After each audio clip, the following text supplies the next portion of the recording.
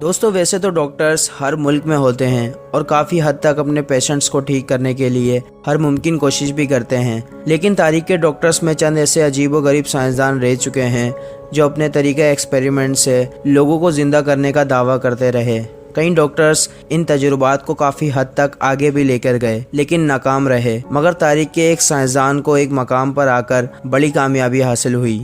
کون تھا یہ سائنسدان اور اس کا طریقہ کیا تھا، یہ سب میں آپ کو اس ویڈیو میں بتاؤں گا۔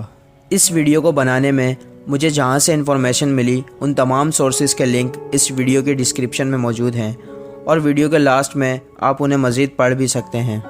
دوستو کیلیفورنیا میں موجود رابرٹ ای کارنش ایک امریکن بایولوجسٹ تھا اور اس نے یونیورسٹی آف کیلیفورنیا سے اپنی گریجویشن کمپلیٹ کی تھی۔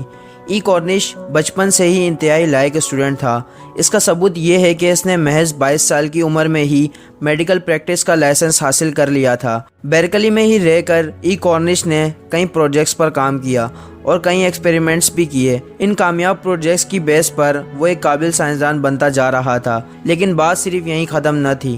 رابرٹ ای کارنش نے لائسنس حاصل کرنے کے تقریباً 8 سال بعد یہ دعویٰ کیا کہ وہ مرے ہوئے انسانوں کو واپس سے زندہ کر سکتا ہے، کیونکہ ای کارنش کا ماننا تھا اگر مرے ہوئے انسان کی نسوں میں پھر سے خون کی گردش پیدا کر دی جائے تو وہ زندہ ہو سکتے ہیں۔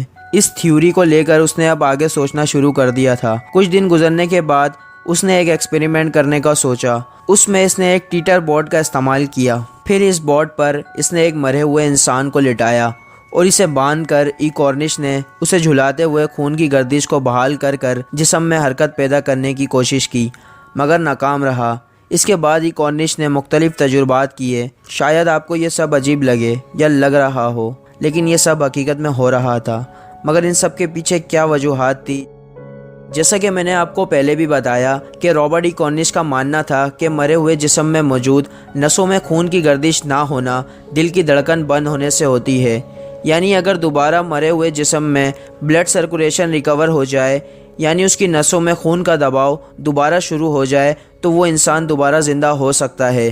اب رابرٹ ای کارنش یہ کام اسی بورڈ کی مدد سے کرتا تھا۔ وہ مردہ جسم کو اس بورڈ پر لٹا کر تیزی سے جھلاتا تھا تاکہ اس کے جسم میں موجود خون گردش کرنے لگے۔ وہ ایسا کرنے سے پہلے ایڈرینل نامی انجیکشن کا استعمال کرتا تھا۔ اس انجیکشن کا کام خون کو پتلا کرنا ہوتا ہے تاکہ بلڈ نسوں میں ٹھیک سے حرکت کرنے لگے۔ ای کارنش نے یہ تجربات کئی مرے ہوئے لوگوں پر کیے۔ اس نے یہ تجربات زیادہ تر ہارٹ اٹیک، پانی میں ڈوبنے اور بجلی سے جل کر مر جانے والے افراد پر کیے، مگر ناکام رہا۔ ای کارنش کو اپنے تجربات کے لیے جتنے مردے لوگ ملے انہیں مرے ہوئے کافی دیر ہو چکی تھی۔ پھر ای کارنش نے سوچا اور اس نتیجے پر پہنچا، یہ ایکسپیریمنٹ اگر کسی کے مرنے کے فوراً بعد کیا جائے تو بڑی کامیابی حاصل ہو سکتی ہے، پر ان دنوں ایسا انسان ملنا انتہائی مشکل تھا۔ پھر ای کارنش نے یہ فیصلہ کیا کہ وہ یہ تجربات جانوروں پر کرے گا۔ ای کارنش نے اپنے اگلے ایکسپیریمنٹ 5 کتوں کو لے کر شروع کیے۔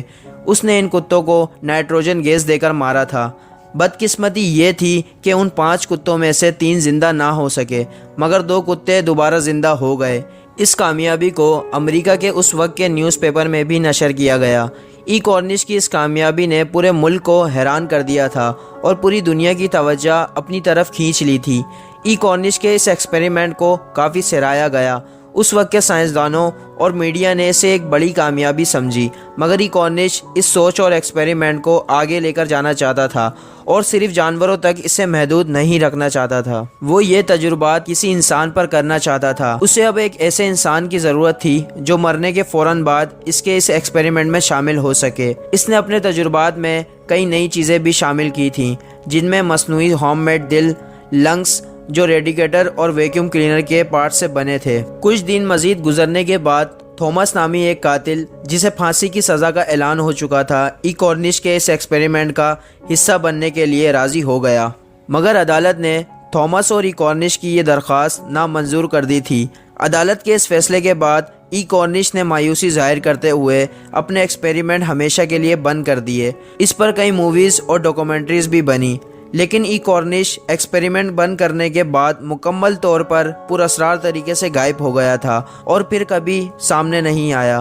دوستو زندگی اور موت اللہ تعالیٰ کے ہاتھ میں ہوتی ہے اور ہمیں یہ بات سمجھنی چاہیے۔ میں امید کرتا ہوں یہ ویڈیو آپ کو پسند آئی ہوگی۔ اگر آپ کو ویڈیو اچھی لگی ہو تو ویڈیو کو لائک اور شیئر کر دیں، اور ساتھ ہی ہمارے اس چینل کو سبسکرائب بھی کر لیں۔ اس سے اس چینل پر اپلوڈ ہونے والی تمام ویڈیوز آپ تک بآسانی پہنچ سکیں گی۔ اپنا بہت خیال رکھیں۔ اللہ حافظ۔